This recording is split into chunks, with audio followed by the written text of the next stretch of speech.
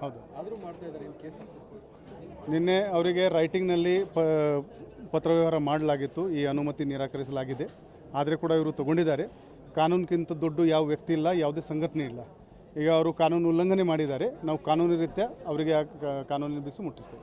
ಶುಭಂ ಶೆಳ್ಕೆ ಅವರಿಗೆ ದಂಡ ಹಾಕಿದ್ದಾರೆ ಸರ್. ಹೌದು, ಶುಭಂ ಶೆಳ್ಕೆ ಅವ್ರದ್ದು ಯಾವುದೇ ಪ್ರಚೋದನಕಾರಿ ಸ್ಟೇಟ್ಮೆಂಟ್ ಕೊಡ್ತಾರೆ, ಅದಕ್ಕೋಸ್ಕರ ಅವ್ರದ್ದು ಆಲ್ರೆಡಿ ಬಾಂಡ್ ಅವರಿತ್ತು.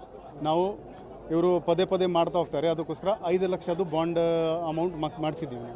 ಈಗ ಅದು ನೋಟಿಸ್ ಜಾರಿ ಮಾಡಿದ್ದೀವಿ ಅವರಿಗೆ. ನಿಮ್ಮ ಬಿಹೇವಿಯರಿಂದ ನೀವು ನಿಮ್ಮ ಬಾಂಡ್ ಕಂಡೀಷನ್ ವೈಲೇಟ್ ಮಾಡಿದ್ರಿ ಅಂತ.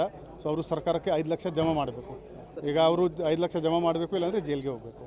ಸರ್ ಅವ್ರ ಜೊತೆ ನಿಮ್ಮ ಇನ್ಸ್ಪೆಕ್ಟರ್ ಅದು ಏನು ಬ್ಯಾಕ್ಗ್ರೌಂಡ್ ಇದೆ ಸ್ವಲ್ಪ ತಿಳ್ಕೋಬೇಕು. ನಾನು ಐ ಕ್ಯಾನಾಟ್ ರಿಯಾಕ್ಟ್ ಇಮಿಡಿಯೇಟ್ಲಿ ಒಂದು ನ್ಯೂಸ್ ಐಟಮ್ ನೋಡಿಕೊಂಡು ಏನು ಕಾರಣ ಇತ್ತು, ಏನಿದು ಎಲ್ಲ ವಿಚಾರಣೆ ಡೀಟೇಲ್ ವಿಚಾರಣೆ ಮಾಡ್ತೀವಿ. ಅದರ ಮೇಲೆ ಮುಂದಿನ ಕ್ರಮ ತಗೋತೀವಿ. ಸರ್ ಈಗ ನಿನ್ನೆ 25 ಜನರ ನಿಷೇಧ ಏರಿದ್ರೆ ಬೆಳಗಾವಿ ಪ್ರವೇಶ ಇಲ್ಲ ಅಂತೇಳಿ. ಹೌದು, ಅದ್ರಲ್ಲಿ ಯಾರಾದರೂ ಬಂದಿದ್ದಾರೆ ಸರ್?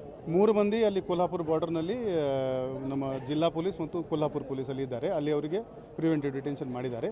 ಇನ್ನೂ ಇಬ್ಬರು ಎಲ್ಲಿದ್ದಾರೆ ನಾವು ವಾಚ್ ಇಟ್ಟಿದ್ದೀವಿ.